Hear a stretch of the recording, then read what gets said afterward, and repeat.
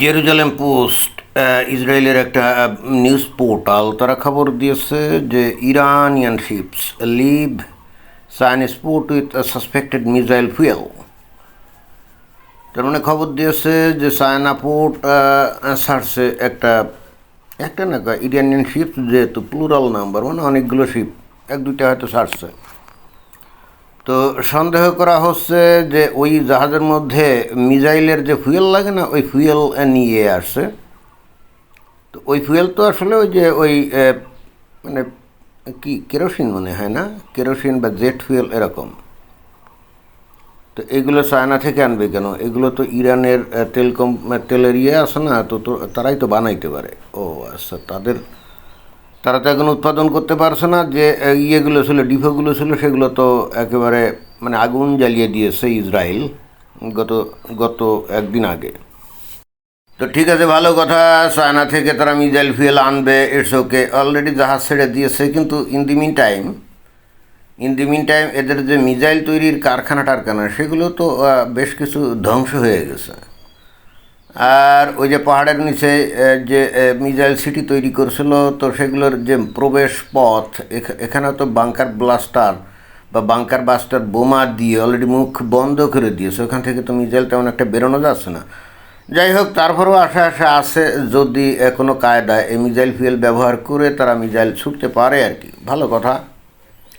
কিন্তু এইটা যদি সত্যি সত্যি মানে ঘটনা যদি সত্য হয়, চায়না থেকে মিসাইল ফুয়েল ভর্তি জাহাজ ইরানের উদ্দেশ্যে রওনা দিয়েছে, কিন্তু ইভেনচুয়ালি সেই জাহাজকে তো এই হরমুজ প্রণালী পার করতে হবে, তাই না?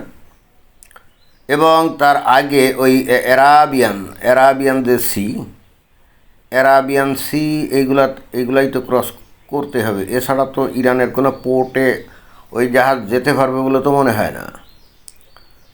তো তাহলে এই জাহাজ ইরানে ভিড়বে কিভাবে? এটাই তো একটা বিশাল প্রশ্ন। এটা তো কোনোভাবেই সম্ভব না, কারণ ওখানে আমেরিকার নৌবাহিনী টহল দিচ্ছে না। আমেরিকান নৌবাহিনী তো টহল দিচ্ছে, বিমান আর টহল দিয়ে বেড়াচ্ছে। তাদের পোসাইডন যে বিমান আছে, নজরদারি বিমান, তারা তো সারাক্ষণ ওখানে ঘোরাঘুরি করছে। তো তাদের নজরে পড়া মাত্রই তো এই শিপের উপরে হামলা চালাবে।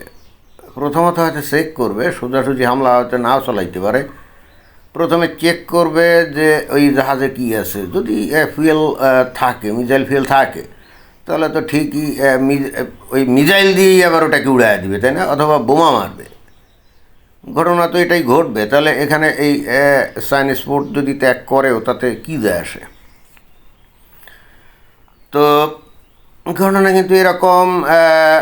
গত কয়েকদিন ধরে এখন নবম দশম দিনে যুদ্ধ পড়ছে, নাকি নবম দিনে পড়ছে।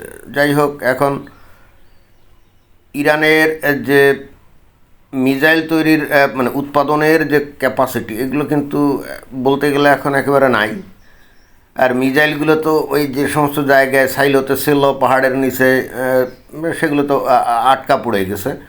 এবং মিসাইল মারার হারও কিন্তু অনেক কমে গেছে।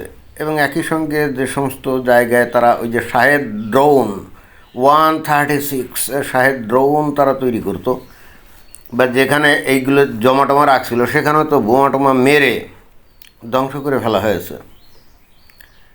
কিন্তু তারপরেও ইরান মাথা নত করছে না। এটাই হলো ইরানের একটা মানে বিরাট একটা সাফল্য।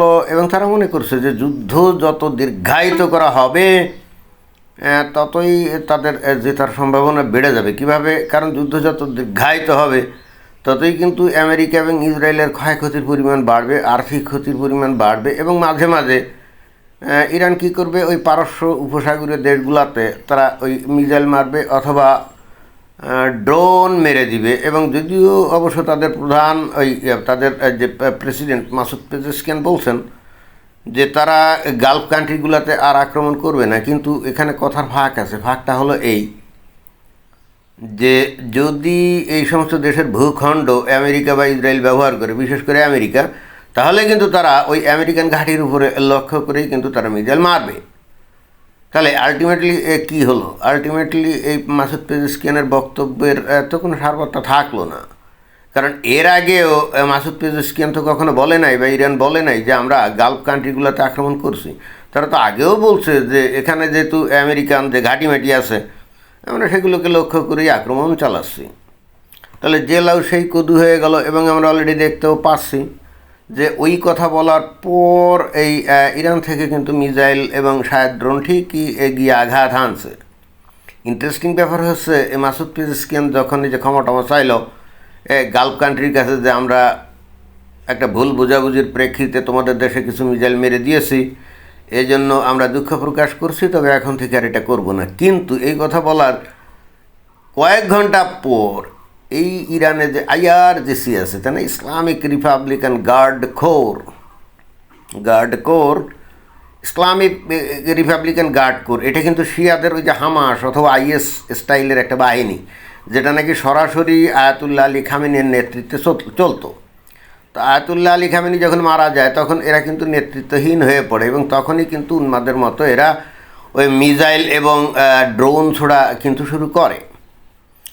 তো মাসুদ পেজেশকিয়ানের ওই গালফ কান্ট্রির উদ্দেশ্যে কথা বলার কয়েক ঘন্টা পরেই কিন্তু আইআরজিসির কোন এক কমান্ডার বা তাদের দেশের বিচারপতি মনে হয়, যে নিজেও এই আইআরজিসির গার্ডিয়ান একজন, বলছে যে ইরানের উদ্দেশ্যে যদি ইরানকে আক্রমণ করার জন্য যদি গালফ কান্ট্রিগুলোর ভূমি ব্যবহৃত হয় তাহলে আমরা আক্রমণ করব। আর তা বাদে তারাও বলছে যে আমরা তো আর গালফ কান্ট্রিতে আক্রমণ করছি না, ওখানে আমেরিকার ঘাঁটি আছে, সেই ঘাঁটি থেকে প্রতিনিয়ত আমেরিকা এসে আক্রমণ করছে, তো আমরা তো পাল্টা আমেরিকার ঘাঁটিতে আঘাত আনছি, তো এটা তো বন্ধ হবে না।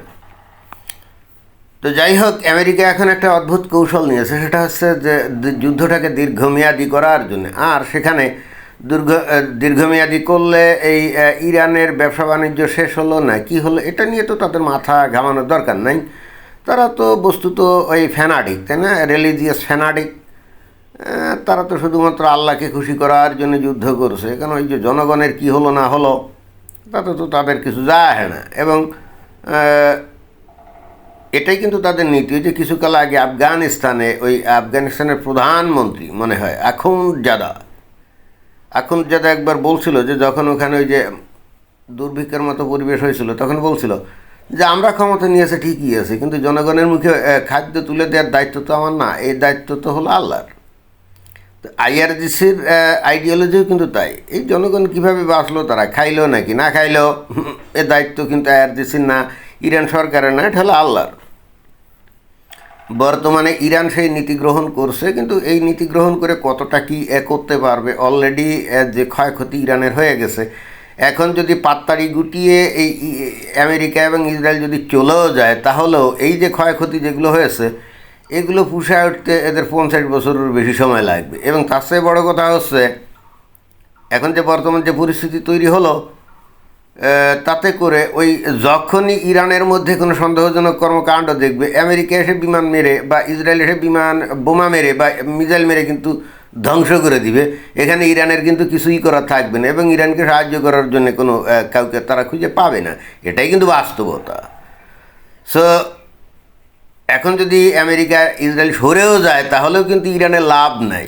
তবে আমেরিকা আর ইসরায়েল চিন্তা করছে যে তাদের পারমাণবিক ইনস্টলেশনটা অ্যাটলিস্ট পুরোপুরি ধ্বংস করে তারপরে হয়তো অনেক ক্ষান্ত দেবে। আমার ধারণা এরকমই হয়তো বা প্ল্যান, কারণ এখানে স্থলবাহিনী নামানোর আগ পর্যন্ত এই পুরো রেজিমকে ক্ষমতা থেকে আউট করা আসলে সম্ভব না। কারণ এরা তো জনগণের দিকে তাকায় না, এরা তো জনগণ যারা নাকি এদের এগেনস্টে যাবে তাদেরকে তো ধর্মীয়ভাবে মুরতাদ আখ্যায়িত করে তাদেরকে তো ওই কুত্তা শিয়ালের মধ্যে গুলি দিয়ে মারে, তাই না? তো ইরান দেশটা আসলে খুবই হতভাগা, একটা প্রাচীন সভ্যতার একটা দেশ। সেই 1300 বছর আগে ইসলাম যখন প্রবেশ করলো এই দেশে তখনই এদের সেই সভ্যতার যাবতীয় গৌরব সব শেষ। এখন এসে চিন্তাভাবনা করছিল দেখি কিছু একটা করা যায় কি না, কিন্তু মুশকিলটা হচ্ছে সে এখন ইসলামিক সাম্রাজ্যবাদ প্রতিষ্ঠা করতে গেলে তাকে তো অবশ্যই গণতান্ত্রিক পুঁজিবাদী গণতান্ত্রিক যে সাম্রাজ্যবাদ যার নেতা হলে আমেরিকা, তাকে মোকাবেলা করতে হবে। ইরান যদি মনে করে যে কোনো রকম চ্যালেঞ্জ ছাড়াই তারা ইসলামী সাম্রাজ্যবাদ প্রতিষ্ঠা করবে, মুখে মিষ্টি মধুর কথা বলবে, ইসলামের কথা বলবে, ইসলাম হলো শান্তির ধর্ম, আর তলে তলে এই মিসাইল বানাবে, পারমাণবিক অস্ত্র বানাবে, সুযোগ পাইলেই ইহুদি নাসারা কাফেরদের উপরে আক্রমণ করবে, না, এটা তো হবে না। তাহলে তো তাকে মোকাবেলা করতে হবে, তাই না? তাকে চ্যালেঞ্জ ফেস করতে হবে না। Without facing any challenge how will they think that there will be an Islamic empire. How? It's quite impossible. এবং যেটার ফলশ্রুতি এখন তারা পাচ্ছে। তো এটাই ছিল বক্তব্য। ধন্যবাদ।